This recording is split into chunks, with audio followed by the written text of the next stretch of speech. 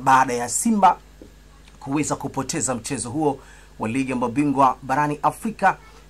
Siku za hivi karibuni Simba bwana walikutana na kitu kizito walichopigwa, na kitu hiko kimeweza kuibua hisia nyingi kweli kweli za watu. Sasa story iko hivi: baada ya mchezo huo wa ligi ya mabingwa barani Afrika kutamatika siku za hivi karibuni, kikosi cha Wekundu Msimbazi Simba chenyewe kimejipanga vizuri zaidi kujiandaa kuelekea mchezo wa marudiano, mchezo wa mkondo wa pili, kumradhi kidogo, mchezo wa mkondo wa pili ambapo Simba atacheza dhidi ya Stade Malien kutoka pale Bamako nchini Mali.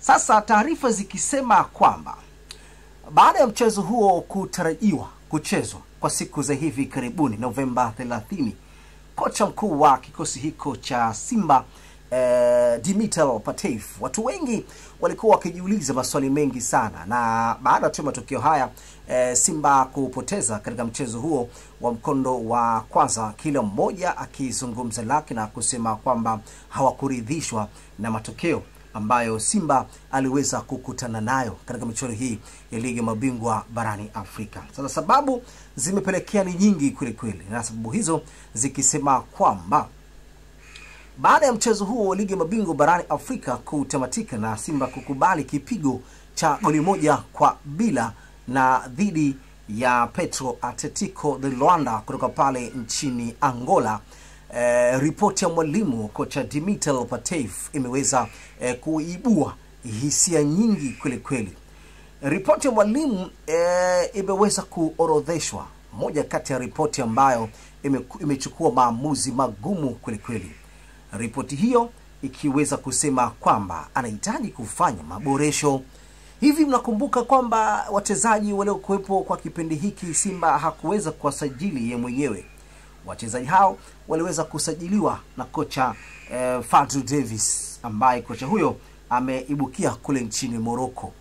Sasa kwa taarifa tu hizo, kocha Dimitri Pantev yeye amesema kwamba anachokihitaji kwa hivi sasa ni kutaka kuwasajili wachezaji yeye mwenyewe, na mmoja kati ya maeneo ambayo ameorodhesha anahitaji kwenda kufanyia maboresho ni eneo la goalkeeping. Tunafahamu ya kwamba goalkeeper number 1 kwenye kikosi hiko cha Simba, Busa Kamara Pimpin, Spiderman, yeye yupo katika majeraha mazito, majeraha ambayo yatamfanya kukaa nje ya bench kwa wiki 8 mpaka kufika wiki 10, kwa maelezo ya viongozi wenyewe wa Simba. Wamesema kwamba Kamara atakaa nje upelekea mpaka wiki 8 mpaka wiki 10. Kwa ukipiga mahesabu hapo ni miezi 3 kasoro.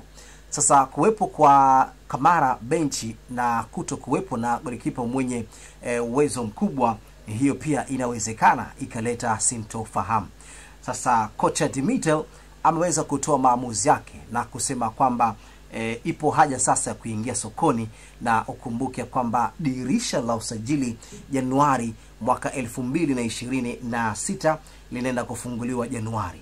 Sasa kama dirisha dogo la usajili linaenda kufunguliwa Januari, basi kocha Dimitri yeye ameweza kulithibitisha na kusema kwamba anachokihitaji kwa hivi sasa ni kwenda kumtafuta golikipa mpya, ambaye golikipa huyo atakuwa na mwenye falsafa ya kutumia mpira. Tafsiri ni kwamba golikipa aliyekuwepo madarakani kwa hivi sasa, ama aliyekuwepo kwenye kikosi hiko cha Simba, ukiachana na Musa Kamara Pimpin kuweza kupata majeraha na mpaka hivi sasa ameweza kufanyiwa matibabu ya upasuaji kule nchini Morocco, na kama amefanyiwa upasuaji wa majeraha ambayo yanayomkabili Musa Kamara Pimpin, aliyekuwepo kwa hivi sasa ni Yakubu Suleiman. Sasa Yakubu Suleiman wanasema kwamba hana zile footwork, kwa maana kwamba hana footwork, na moja kati ya makosa ambayo mara nyingi sana huwa anayafanya sana Yakubu Suleiman. Sasa ripoti hiyo mwalimu kocha Dimitri Pantev imeweza kuorodhesha kwamba anahitaji golikipa mpya ambaye atakayeenda kufanya vizuri ama atakayeenda kumpa competition kubwa sana Yakubu Suleiman. Magolikipa waliosalia kwa hivi sasa kwenye klabu hiyo ya Simba, yupo pale Hussein Abel pamoja na golikipa timu ya vijana ambaye aliweza kupandishwa daraja ama kupandishwa uwezo wake ambao uliokuwa umefikia. Lakini magolikipa wawili tu ambao wanaotegemewa na magolikipa ambao kidogo naweza nikasema kwamba wana experience katika mashindano mbalimbali. Lakini kocha Dimitel yeye amesema kwamba kwenye ripoti yake sasa baada ya mchezo tu wa ligi ya mabingwa kumalizika, ripoti ikieleza kwamba yeye anachokitazama kwa hivi sasa ni kuingia tu sokoni kwenda kumfuata golikipa mpya ambaye golikipa huyo ataenda kusaidiana na Yakubu Suleiman. Ukumbuke kwamba Kamara yeye atakuwa nje kwa wiki 8 mpaka wiki 10, takriban kwa miezi mitatu mpaka miezi miwili mpaka miezi mitatu. Kwa hiyo atalazimika kocha Dimitel kuingia sokoni na kwenda kumpata golikipa mpya. Sasa swali linakuja kwa dirisha dogo tu la usajili, sio dirisha kubwa la usajili, ni dirisha dogo la usajili. Tafsiri ni kwamba ukiwa na dirisha dogo la usajili lazima wachezaji wale wakubwa, wachezaji wenye uwezo mkubwa hawatakuwepo, hawataweza kupatikana kwa haraka zaidi sokoni, kwa sababu hakutakuwa na ile room ya kuweza kuwaruhusu wale magolikipa ambao wanaweza walikuwa na profile kubwa sana. Kwa hiyo inawezekana Simba naye pia akaingia kubeti tena kuingia sokoni kwenda kumfuata golikipa mwingine ambaye golikipa huyo inawezekana kwamba uwezo wake unawezekana ukawa na uwezo ni mdogo sana. Lakini moja kati ya matukio ambayo Simba wenyewe wapo razi kabisa kwenda kuyafanyia kazi ni kwenda kumpata golikipa ambaye atakayeenda kusaidiana ama atakayeenda kuleta competition kubwa sana, ama naweza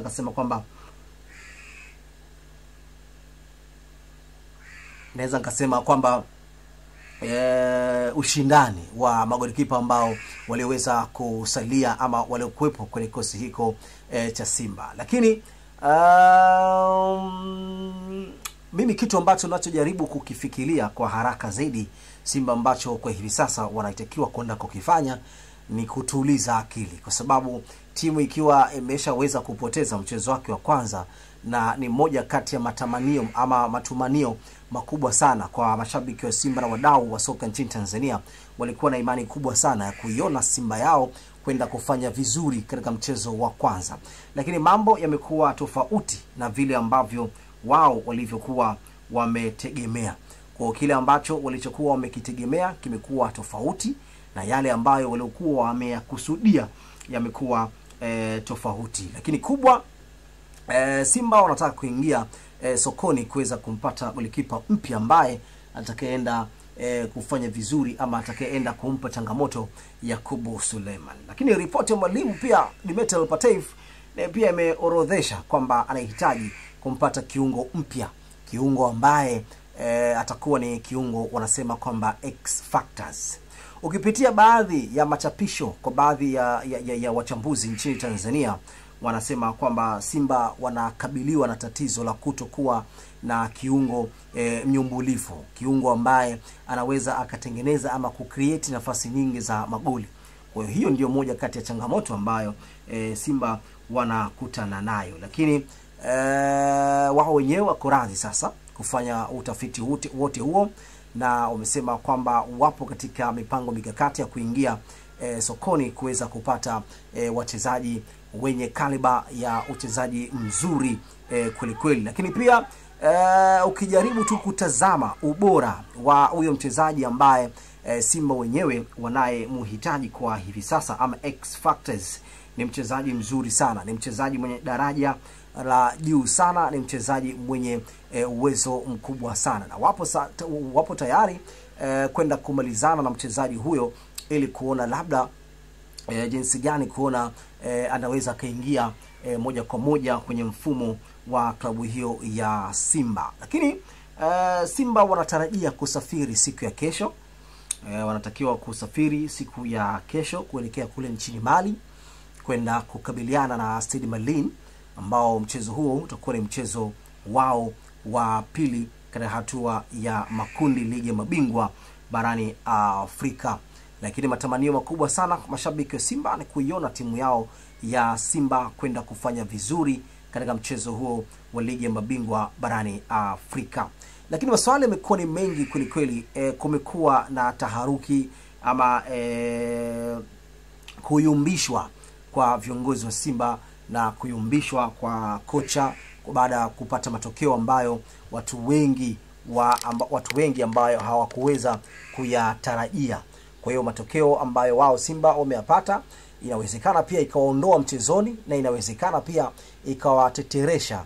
Lakini niseme kwamba kwenye mpira siku zote kuna matokeo matatu. Kwa hiyo kama hautakubali kwamba ulipoteza, basi utakuwa wewe sio mshindani. Kwa hiyo cha kufanya Simba kwa kipindi hiki itazungumzwa sana, kwa kipindi hiki zitatolewa kasoro nyingi, lakini makosa ambayo yaliyofanyika katika mchezo ule wa kwanza, Simba wanapaswa zaidi kwenda kufanya maboresho kwenye kikosi hiko cha Simba kuelekea mchezo wa mkondo wa pili, kwa maana kwamba mchezo wa hatua ya pili, hatua ya makundi, kwa sababu mechi zilizokuwa mbele ya Simba hakuna mechi nyepesi, kwa maana kwamba ni mechi ngumu kweli kweli. Kwa hiyo Simba pasipo kutengeneza ama pasipo kwenda kuboresha pale ambapo alipoweza kukosea, inawezekana ikaenda kumkosti kwa asilimia kubwa sana. Lakini kocha Dimitar Berbatov yeye ameondoa hofu mashabiki wa Simba, wadau wa soka nchini Tanzania, na kuwaambia kwamba lolote lile lilokuwa limeweza kutokea katika mchezo wa mkondo wa kwanza basi waweze kuyasahau, kwa maana kwamba mazuri yanakuja sana, na ameweza kuyafanyia kazi katika uwanja wake wa mazoezi. Kwa hiyo yale ambayo yaliweza kufanyika kwenye mchezo wa kwanza, basi Dimitar Berbatov amewaambia kwamba watulie. Yeye ameyafanyia kazi kwa yale makosa yote yaliyoweza kujitokeza siku za hivi karibuni. Kwa hiyo Simba wanatarajia kusafiri kesho kama vile nilivyokuambia mara ya kwanza, lakini pia wanaenda kucheza na Stade Malien. Stade Malien mchezo wao wa kwanza waliweza kutoa sare dhidi ya Esperance de Tunis pale nchini Tunisia. Kwa hiyo ukijaribu kutazama na ukijaribu kuwatazama Stade Malien kwenye kundi hili ambalo Simba yupo, watu wengi walikuwa wanaiona kama Stade Malien ni moja kati ya timu dhaifu kweli kweli, ni kama kibonde. Lakini hilo halitakuwa sawa.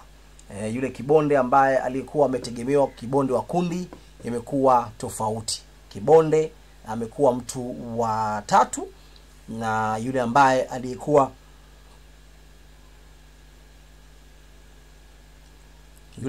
alikuwa amepigiwa chapuo kuonekana kwamba yeye sio kibonde, ndiye amekuwa mtu wa mwisho kwenye kundi. Kwa hiyo umeona jinsi gani mambo yamekuwa ni vice versa. Kwa hiyo Simba watu walimpigia mahesabu kwamba atakuwa ni mshindani na atakuwa kama sio nafasi ya kwanza basi nafasi ya pili, lakini hili limekuwa tofauti na vile ambavyo watu walivyokuwa wakitarajia. Kwa hiyo hiyo ndio tafsiri ya kuwa soka ndio lilivyo. Wewe ambaye unategemea kwamba utakuwa hapa, inakuwa tofauti, na yule ambaye asiyeweza kupaswa kuwepo hapo, basi inakuwa ni tofauti. Lakini kocha Dimitar yeye ametoa maelezo kwamba mashabiki watulie kwa kipindi hiki. Anajua kwamba mchezo wa kwanza wamefungwa, lakini mchezo huo hautawafanya kuondoa mchezoni, na mchezo huo hautaweza kuwafanya kuona kwamba wamefeli ama kuona labda wameshindwa kufanya kile ambacho kilichokuwa kikitakiwa kufanyika. Lakini mashabiki wa Simba wameombwa kwamba kwa kipindi hiki wakae kwa kutulia, kwa sababu wanajua Afrika kwamba kipindi hiki ni kigumu kwa upande wa mashabiki.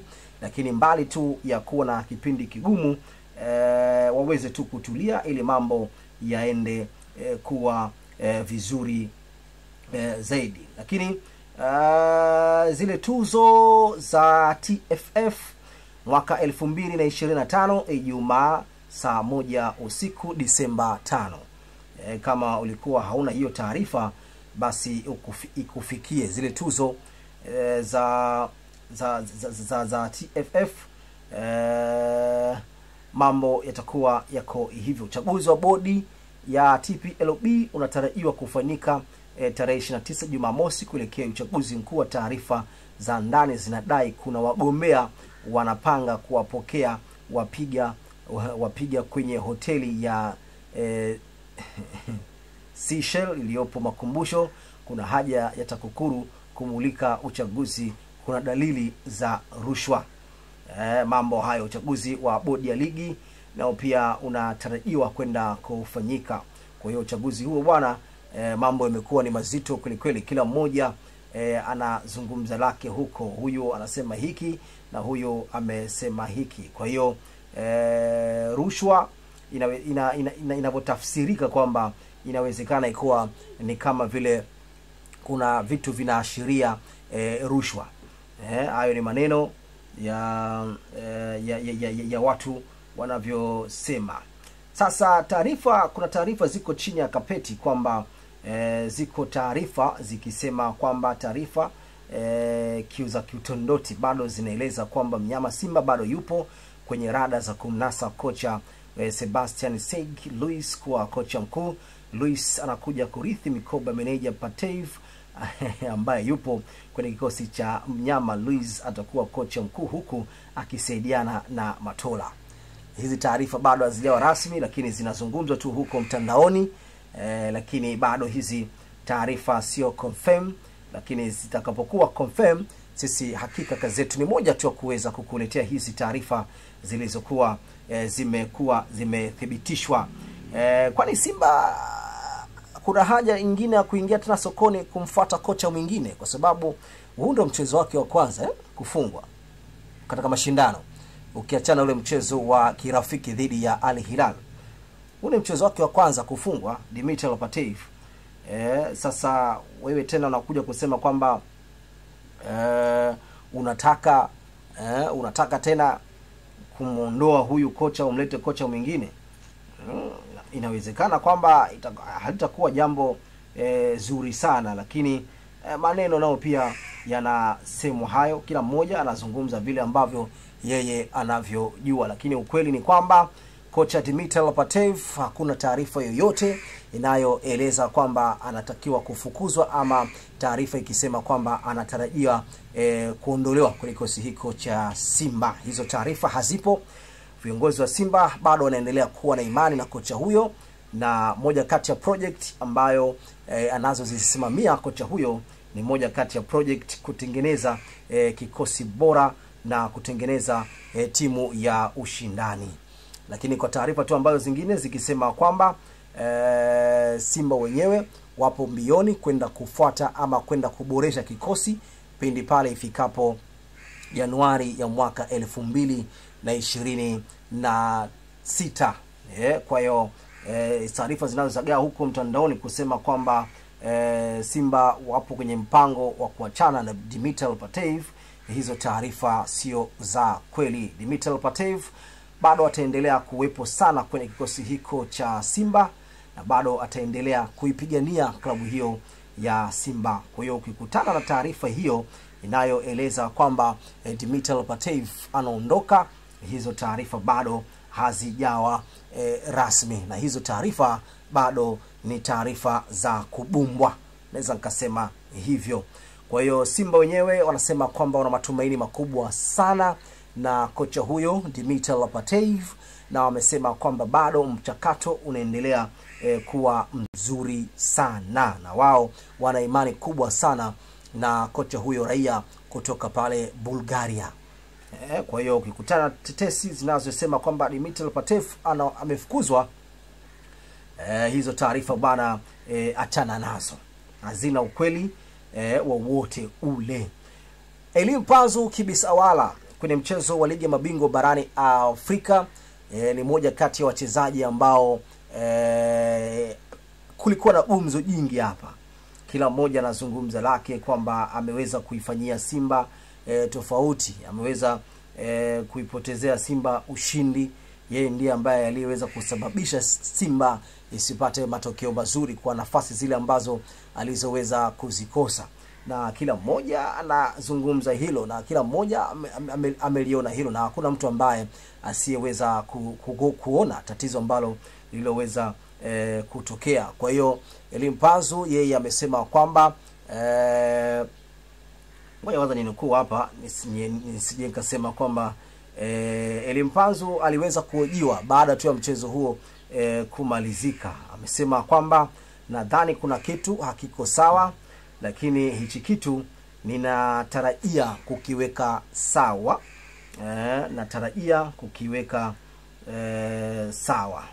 Kitu gani iko? Amesema yeye kwamba kuna baadhi tu ya mambo hayako sawa, lakini anatarajia mambo hayo kuyaweka sawa.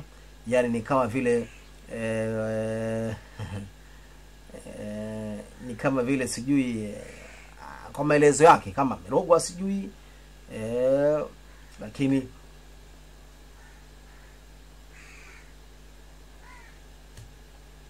lakini ameomba radhi mashabiki wa Simba na kusema kwamba yeye atakuwa bora na hata kiwango chake atazidi kukiboresha na mambo yataenda kuwa mazuri. Kwa hiyo wale mashabiki waliomkatia tamaa Elimpanzu, hizo taarifa sio za kweli, na yeye amewaahidi mashabiki wa Simba kwamba wakae kwa kutulia na yeye atarudi kuwa na kiwango chake bora kama kile kilichoweza kumalizika misimu miwili ama msimu ulioweza kupita.